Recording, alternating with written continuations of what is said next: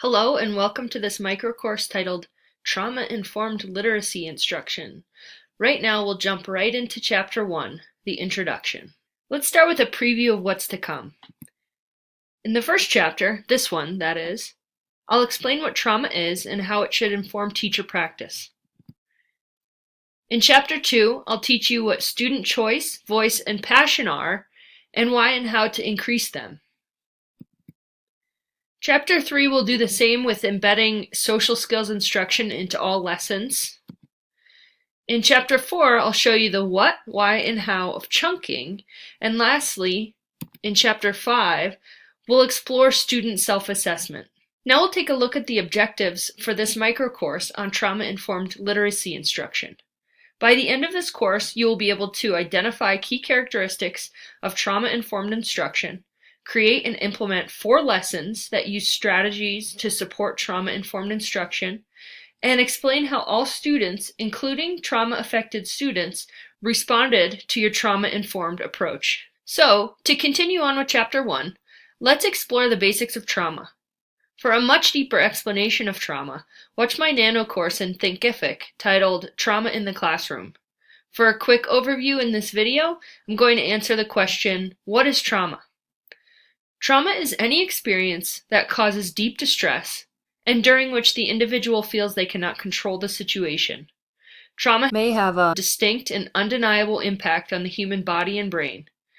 Evidence of student trauma can be seen in the classroom. Here's why. The traumatized brain releases the stress hormone cortisol. It's the body's response to fear. That's actually normal and serves the purpose of helping early humans survive. Our students, however, are probably not at risk of being attacked by a predatory animal. This once useful survival mechanism can become problematic if it occurs too often. When the brain is in what I'll call high alert, the body is too. The brainstem, aka the lizard brain, is the part of the brain responsible for regulating our body's responses to fear, like heart rate, blood pressure, and respiration. When a child experiences ongoing and severe trauma, their bodies are more often on high alert or experiencing the physical response to fear. Their baseline vitals, or their resting heart rate and blood pressure, may be elevated. This can impact the development of the higher areas of functioning in the brain, the areas responsible for things like planning, emotional regulation, and problem solving. Therefore, what teachers and other caregivers need to know is that people who've experienced severe trauma, that is, severe enough to cause the ongoing disruption of baseline biological functions, may not have developed the structures necessary to perform important skills required for success in school. That is, they may not have developed, or at least not fully, the abilities to control impulses, regulate their emotions, stay organized, and solve social problems.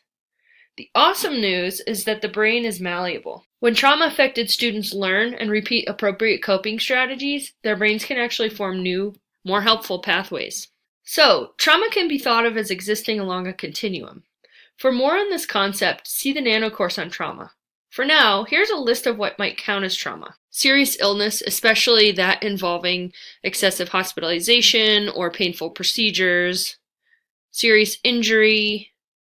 Witnessing the trauma of others, sexual or physical abuse, neglect, surviving a natural disaster, alterations in family dynamics and location. So that can be parents get divorced or simply move from one town or city to another.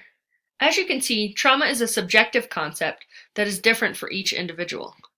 So, trauma may impact students' abilities to function in our classrooms. What should we do about it? First, let's differentiate between a typical behavior management approach and a trauma-informed approach. In a typical behavior management approach, things are cut and dry. A student follows the rule, and if they don't, there's a consequence. Many students respond well to this type of structure. But this method puts the control in the hands of the adults. Adults decide what counts as right and wrong, and what the consequence will be. This method also is one that supports an us-against-them mentality.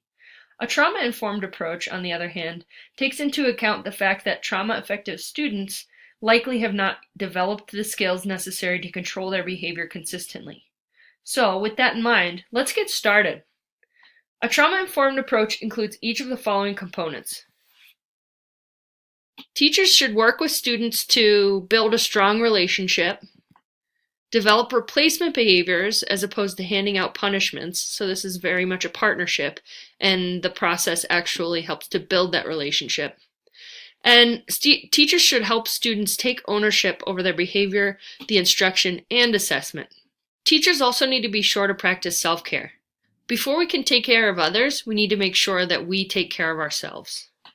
A simple paradigm shift from thinking a student is purposely misbehaving and maybe has it out for you, to the mentality that a student has not developed the skills yet required to do what you're asking, can strengthen your relationship with the student, reduce your stress, and help that student gain the skills they lack due to unthinkable adverse experiences. As mentioned a couple times in this chapter, I go into much deeper detail in the course titled Trauma in the Classroom. It's a nano course, so it's 1/3 the size of this one. If you have any unanswered questions remaining after watching this video, definitely check it out. As we conclude this chapter, let's review what we've covered so far. Trauma impacts students' abilities to manage themselves in school. Teachers can do a lot to mitigate the impacts of trauma, and this includes taking care of yourself first.